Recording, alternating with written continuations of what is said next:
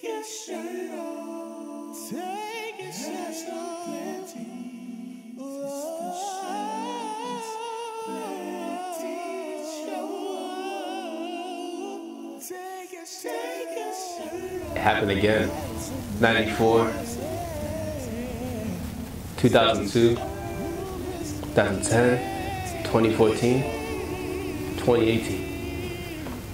Even the youth tournaments. Just every time we play Argentina, I mean, you don't have any more plantains. Nigeria's just been so disappointed they've been taking all the plantains. We don't have any anymore. Lionel Messi and Argentina beat us again.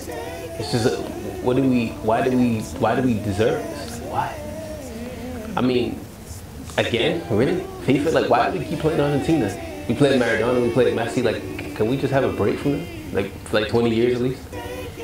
Just disappointed, Nigeria lost, but you know, we'll get over it, I hope. But it's real sad, I'm just sad. But, you know, we're gonna try and cover the third round, you know, try and cover a little bit of round of 16 as well. But it's tough, it's tough. Welcome to the Shirtless Plantain Show. Ladies and gentlemen, we are back with why they took the L. The second round is finished, so now we're on to the third round, and we're going to look at why these teams took their L's in the different games that they played this week. Saudi Arabia versus Egypt. Saudi were playing a 4-1-4-1, Egypt a 4-2-3-1. Salah playing in the hole, he's not really great there. I mean, they get a goal first, but Saudi just come and swarm them in the end, and there's nothing they can really do. Saudi Arabia won because if they had lost, they would have had to give more human rights out. Shout out to the Saudi lady that's driving now. Uruguay versus Russia. Uruguay playing a 4-4-2 diamond, which is great because you've got Cavani and Suarez up front. Russia just couldn't handle them. Creed 2's out in fall. Russian players were out celebrating Drago's son. And you can clearly see they were tired. Spain versus Morocco. Spain are giving everybody a chance to beat them pretty much, despite them having a very, very well-balanced team, especially with the midfield of Iniesta, Thiago, and Busquets. I mean, what do you expect? Spain is now playing against a bunch of Moors. Like a wise man told me, this is not the first time Spain's lost a bunch of Moors. Iran versus Portugal. Portugal had more possession than they're probably used to, and I feel like in a way it might have hindered them.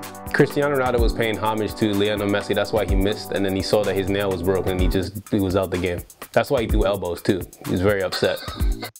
Peru versus Australia. Peru had 4 shots in the entire game, and Australia had, I think, about 4 times that, something like that anyway, and Peru managed to get 2 goals. So that's, you know, a lesson in efficiency. It gets those out next week. Australia's naturally going to lose. Nigeria versus Argentina. Skip it. South Korea versus Germany. Germany are very wasteful. They could actually learn from Peru in how to be efficient, because I counted about 4 guilty chances they should have scored. Korean barbecue is much better than German food. If you're ever in New York City, go to 99 Favors. Really, really good Korean barbecue out there. I don't know why you wouldn't be eating sauerkraut and bratwurst anyway. Sweden versus Mexico. I feel like they threw the game.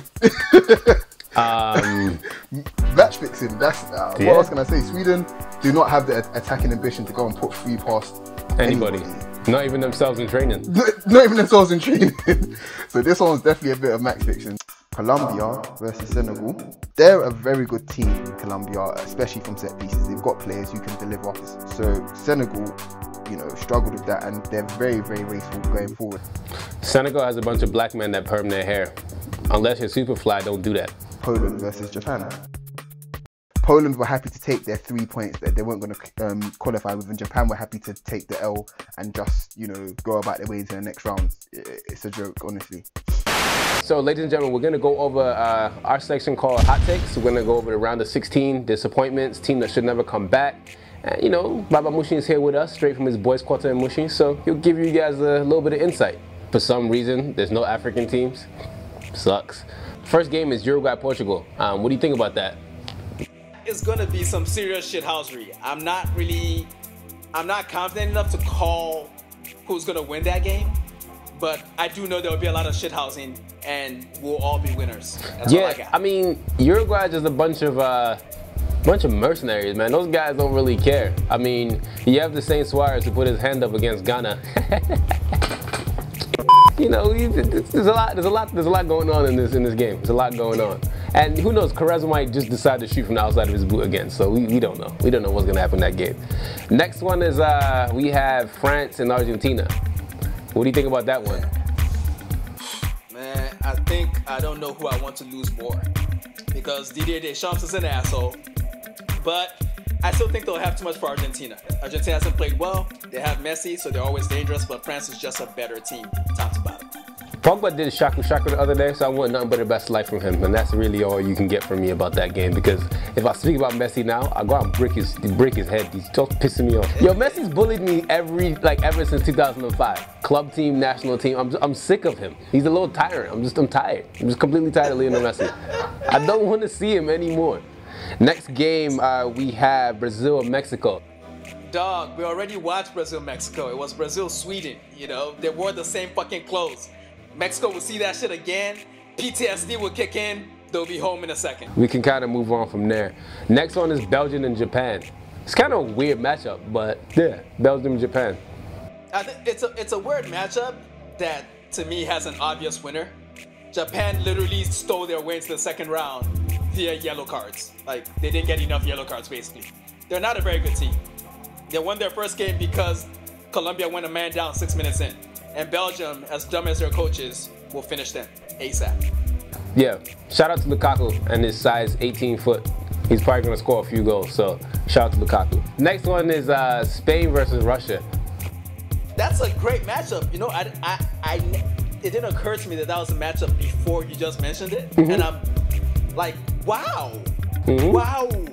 Spain, as good as they are, versus Putin and his bribery. I'm going to go for the Gustos. Russia gonna win this shit. Spain is going home. Russia is winning this. I wanted to believe in communist Kaká, but apparently he's going to Chelsea, so I don't want anything good from him anymore. So Croatia versus Denmark. Last time Denmark went to a knockout stage, you know who was in goal for them? Peter Schmeichel. And now his son's in goal. I feel old, man. Like, that's just really weird. Like, that's creepy to me. That's crazy though. Like, Kasper Schmeichel is like 6'3". And he came out of Peter Schmeichel's balls, dog. Yeah. His balls, dog. Yeah. Balls, nigga. You can kind of relax on the balls. I'm kind of like, don't want to hear about that anymore. Anyway, I think Croatia's going to win that easy. Sweden and Switzerland. I think I'm going to just skip this game, personally. I'm just going to you know how you can simulate some games in FIFA? I think I'm going to do that in this one. Oh, man. That's rude, bro, but because I'm a man of the people, I'm going to tell them what I think. Yeah. And I think that Switzerland is going to take this shit. Sweden has some momentum to him and shit.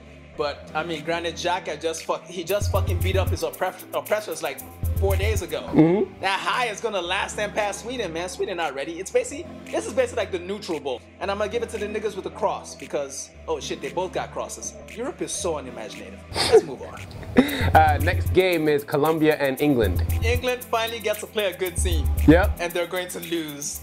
Bad. Raheem Sterling is going to cry, and we're going to have to defend him on the internet. That's what's going to happen. I cannot wait for the headlines about Raheem Sterling and about what they're going to say about him. They're gonna call him all sorts of racial slurs. It's gonna be so bad. I mean, I just feel like Colombia is just a little bit too much for England, man. I mean, Yeremina, I don't know why Barcelona bought him, but he's a dancing ass dude, man. That dude cannot stop dancing. Like, he literally just doesn't want to stop. Like, ever. At all. Every striker he faces makes him dance. It's crazy. And then when he scores, he dances. So it's incredible. Like, he's an offensive dancer, defensive dancer. He doesn't, you know, in Yoruba we say balo shefe. That's how he wants it, man. That's a lot of dancing. I respect that shit. Yeah, so I hope James Rodriguez's leg is fixed by then, because he'll be fun. What team do you think should never come back to World Cup ever again? Saudi Arabia managed to bully Egypt, probably based on some OPEC shit, but I don't ever want to see those niggas again. At least Egypt gives us people like fucking Salah and Abu Trika and Maido and all kinds of niggas every so often. Yeah. Ain't no Saudi Arabians in Europe at all, man. All they do is travel and buy shit. They don't play soccer. They need to stay away. For me, the team that should never come back to this World Cup ever again. They weren't in it this time, but I'm gonna say Ghana.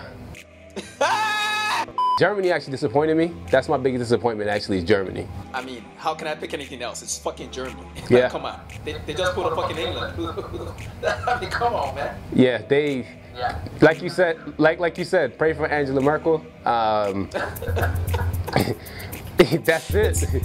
So it's a rough time in the streets, man. Yeah. Man. And you know Putin, if Putin sees that, Putin's gonna bring the dogs out again. If you guys don't know about that situation. Google Putin and Angela Merkel with the dogs. So man, this World Cup has been surprisingly really good. I think it's sneaking up to my top 3 that I've seen so far. It's just pure shithousery, just haram. This World Cup is 100% haram. I gotta say, unless things go sideways with the last few games or the knockout stage, I already have it at number 3 of my lifetime. It's the 3rd best World Cup I've seen already, and it can only get better. So, fuck yeah. France 98, look out, bitch.